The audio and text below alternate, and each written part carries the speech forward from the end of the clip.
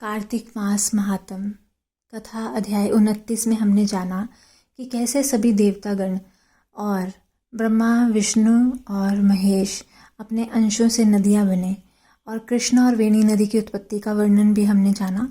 अब जानते हैं आगे 30वें अध्याय में। बोलिए श्री कार्तिक मास की जय, श्री श्री राधा कृष्ण की जय, श्री श्री लक्ष्मी नारायण की जय।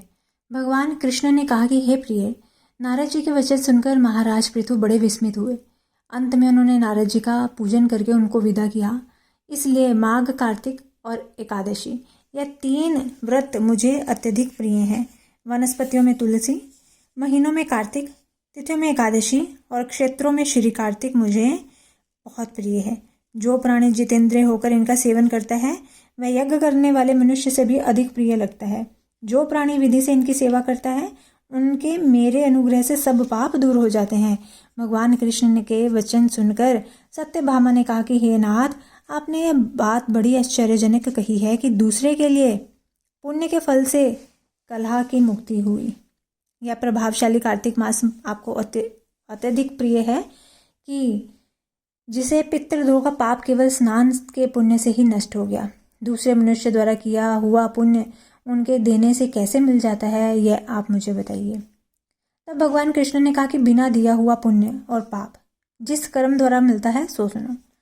सतयुग में देश, ग्राम और कुलों को दिया गया पुण्य या पाप मिलता था, किंतु कलयुग में केवल कर्ता को ही पाप और पुण्य का फल भोगना पड़ता है।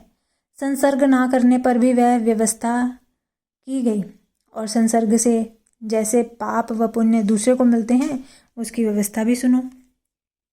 पढ़ाना, यज्ञ कराना और एक सा भोजन करने से पाप पुण्य का आधा फल मिलता है।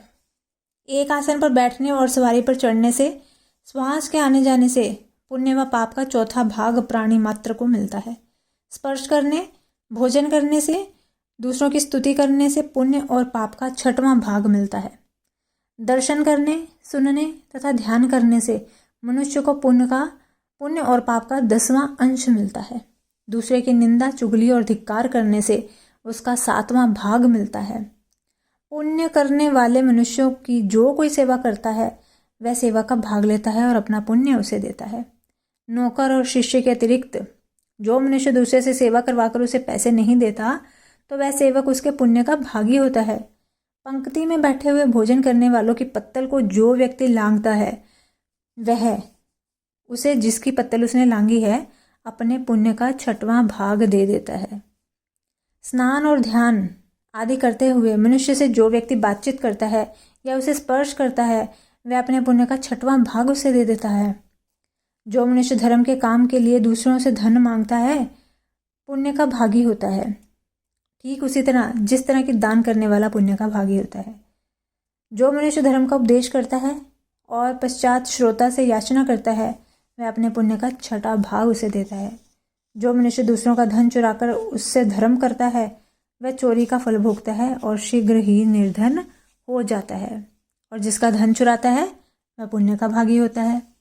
बिना ऋण के उतारे जो मनुष्य मर जाते हैं उनको ऋण देने वाले सज्जन पुण्य के भागी होते हैं।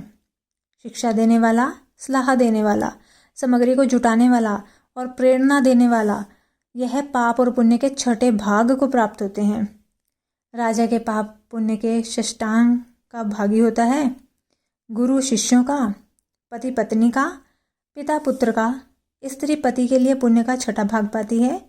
पति को खुश करने वाली आज्ञाकारी स्त्री पति के पुण्य का आधा भाग ले जाती है। जो पुण्यात्मा प्राय लोगों को दान करता है वह उनके पुण्य का 6ठा भाग प्राप्त करता है।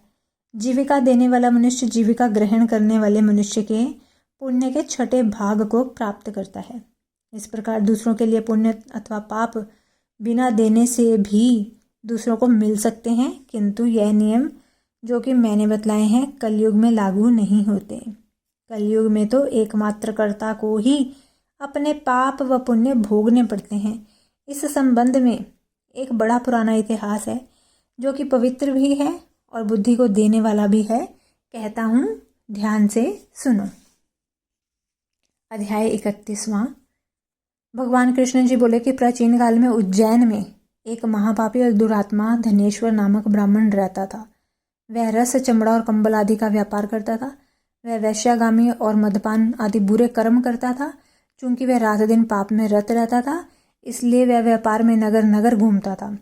एक दिन महिष्मतिपुरी, जो राजा महिष ने बसाई थी, इसलिए वह राजा के नाम से विख्यात थी, नगरी के पास ही पाप नाशिनी पुण्यकारिणी भगवती नर्मदा बहती थी।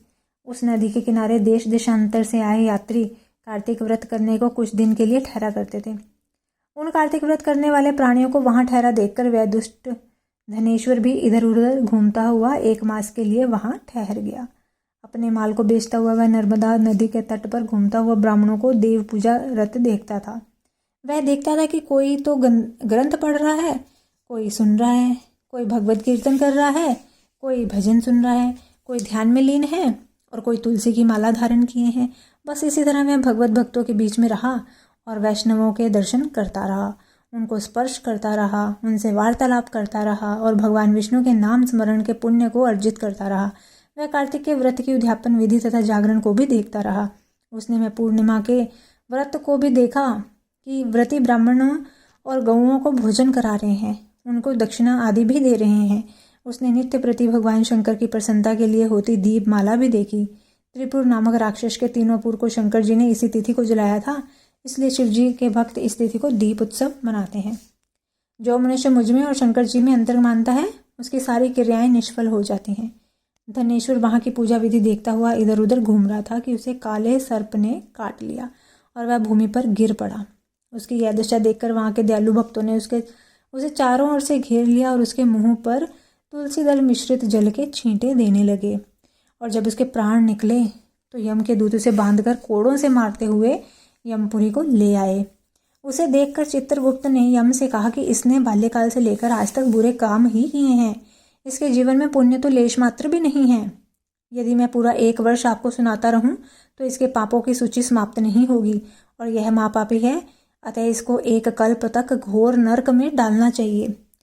चित्रगुप्त की बात सुनकर यमराज ने बड़े क्रोध में आकर उसे अपना कालनेमी के समान भयंकर रूप दिखाते हुए अपने अनुचरों को आज्ञा देकर कहा कि हे प्रेत सेनापतियों, इस दुष्ट को मुदगरों से मारते हुए कुंभीपाक नरक में डाल दो। सेनापति ने मुदगरों से उसका सिर फोड़ते हुए कुंभीपाक नरक में ले जाकर खोलते हुए तेल के कढ़ाव में डाल दिया। प्रेत सेनापतियों ने जो ही तेल के कढ़ाव में फेंका तो लपलपाती हुई आग अपने आप ठंडी होगी, जैसे कि प्रहलाद को अग्नि में डालने से वह ठंडी हो गई थी।